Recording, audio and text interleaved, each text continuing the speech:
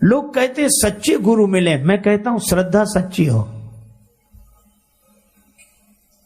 एक राजा की बेटी नाम वैराग्यवती, बचपन से ही वैराग्य की बातें करे। राजा ने एकांत में उसको भवन दे दिया रहने के लिए। वो यही कहती, फूलों को देखती तो कहती आज खिले कल झुक चले, परसों मिल गए धूल, देख दशायों फूल की फिर क्यों फूलत फूल। कभी कहती ये वृक्ष पत्ते बात कर रहे हैं, पत्ता बोला वृक्ष से सुनो वृक्ष बन रहा है, अब के बिछुड़े कब मिले दूर गिरेंगे जाए।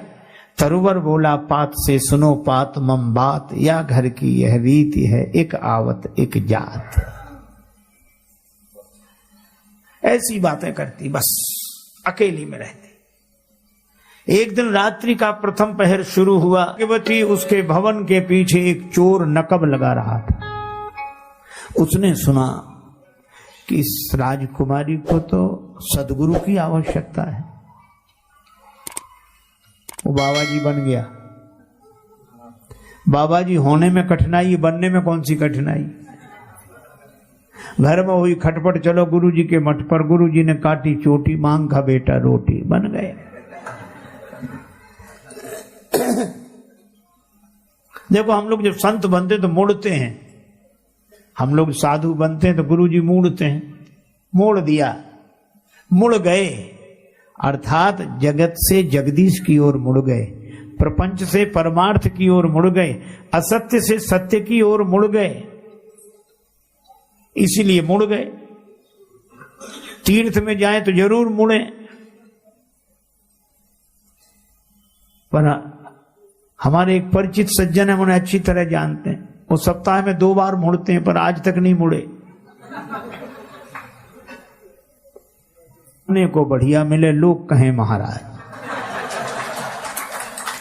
तो बनने में क्या कठिनाई, बन गए। और बाबा जी बनकर सदगुरु रूप बनाकर वैराग्यवती के सामने। वैराग्यवती ने देखा नारायण हरि कर रहे हैं कोई रात्रि के समय।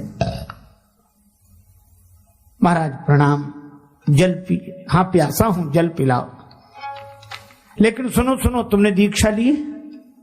नहीं दीक्षा नहीं। तब मैं तुम्हारे हाथ का पानी नहीं पीऊंगा। इसने दीक्षा ही नहीं ली, उसके हाथ का पानी क्या पीना। जाने लगे।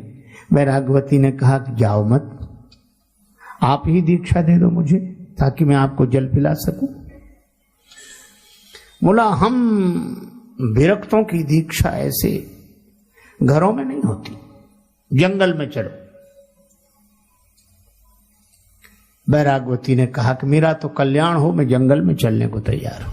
अच्छा अच्छा ठीक है, अपने आभूषण रुपया पैसा गहना जीवर सब रख लेना। राजकुमारी ने सब रख लिया और संत के साथ चल दी। उस तथाकथित संत के साथ, जो संत था ही नहीं। घोर जंगल में जाकर उसने वैराग्यवती को एक वृक्ष से बांध दिया। वृक्ष के किनारे खड़ी करके रस्सी चारों तरफ से लपेटी, बांध दिया। और बोला देख ये गुरु जी का बांधा हुआ बंधन है, हम 7 दिन बाद आके खोलेंगे, यहीं बंधी रहना।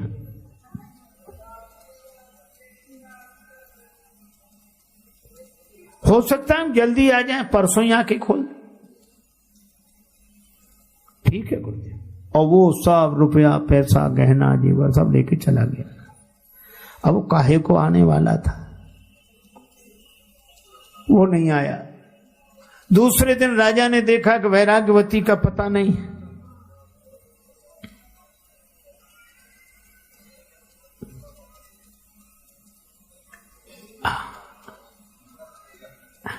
विराजे विराजे महाराज।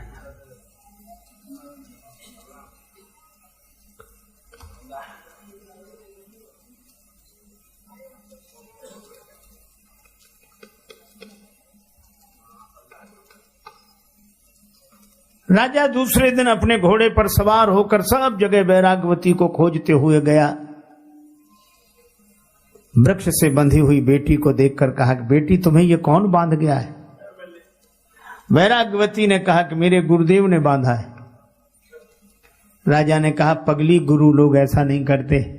कोई छद्म वेशधारी तुझे ठग कर गया है, ला मैं तुझे बंधन से मुक्त करूं, घर चल मेरे साथ। वैराग्यवती ने कहा, पिताजी आपको प्रणाम है, पर गुरुजी का बांधा हुआ बंधन नहीं खुलवाऊंगी। राजा ने बहुत समझाया, नहीं मानी तो कहा बंध ही रहे। राजा भी चला गया। 2 दिन हो गए। भगवान नारायण का आसन डोलने लगा। नारद जी से कहा, पता लगाओ। नारद जी आए, जो देखा कि ये बंधी हुई है, अरे नारायण नारायण करते हुए, बेटी किसने बांधा तुम्हें? मैं तुम्हें बंधन से मुक्त कर देती हूं, मुझे जानती हो? प्रणाम किया बेटी ने। आप देवर्षि नारद हैं, मैं प्रणाम करती हूं। अरे तुम्हें कोई ठग बांध गया, मैं खोलता हूं, मुक्त हो जा। महाराज आप देवर्षि हैं, मैं प्रणाम करती हूं, लेकिन गुरुजी का बांधा हुआ बंधन नहीं खुलवाऊंगी। अरे गुरुजी, काहे के गुरुजी तुम्हें बांध कर चले गए? उनके बंधन की यही तो महिमा है कि तीसरे दिन ही आपका दर्शन हो गया। अगर वो न बांध कर गए होते तो आपका दर्शन होता। अब वो न माने। नारद जी गए भगवान के पास कि प्रभु चलो। भगवान स्वयं आए। भगवान नारायण चतुर्भुजी रूप, मंद मंद मुस्कुराते हुए भगवान ने कहा कि बेटी, मैं भगवान नारायण हूं, मैं तुम्हें बंधन से मुक्त कर देता हूं। मेरे दर्शन के लिए ही सारी साधनाएं की जाती हैं। तुम्हें जो बांध गए वो अच्छे व्यक्ति नहीं मालूम होते, मैं तुम्हें बंधन से मुक्त कर देता हूं। पर वैराग्यवती बोली, प्रभु क्षमा करें, आपका दर्शन हुआ, आपको मैं बार बार प्रणाम कर रही हूं, पर गुरुदेव का बांधा हुआ बंधन तो उन्हीं से खुलवाऊंगी। भगवान भी हार गए। नारद जी से बोले, नारद जी इनके गुरु जी का पता करो कहां है। नारद जी ने कहा कि प्रभु क्या ठिकाना? बोले कहीं ना कहीं नकब लगाते हुए मिल ही जाएंगे, ढूंढो। नारद जी गए, सचमुच वो एक घर के पीछे नकब लगा रहा था। तब तक नारद जी ने कहा, नारायण नारायण, चौंक कर देखा। नारद जी मुस्कुराए, बोले चलो भगवान बुला रहे हैं। बोले हमें और भगवान बुलाए? मैं तो जन्म का चोर हूं। नारद जी ने कहा कि वो जिस शिष्या को बांधा है उसे बंधन से मुक्त करो। भगवान वहीं खड़े हैं। बेचारा सकुचाता हुआ आया, सिर नीचे किए, भगवान को प्रणाम किया। भगवान बोले, गुरुदेव शिष्या को बंधन से मुक्त करो। बेचारे ने लजाते हुए बड़े संकोच से रस्सी खोली, पर वैराग्यवती जैसे ही अलग आकर खड़ी हुई, उसने हाथ जोड़े। किसके? का गुरु गोविंद दो खड़े काके लागू पाए, और बलिहारी गुरुदेव की जिन गोविंद दिए मिलाए। यह है वैराग्यवती की सच्ची श्रद्धा। तो गुरुदेव की महिमा तो अपार है, लेकिन अगर सच्ची श्रद्धा हो तो द्रोणाचार्य से एकलव्य बाण विद्या द्रोणाचार्य की मूर्ति से सीख सकते हैं।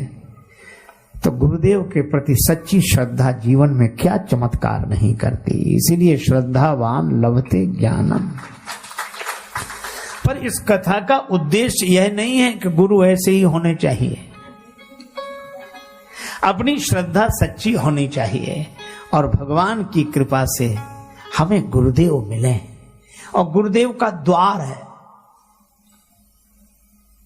दीवार नहीं। दीवार और द्वार में ज्यादा अंतर नहीं है।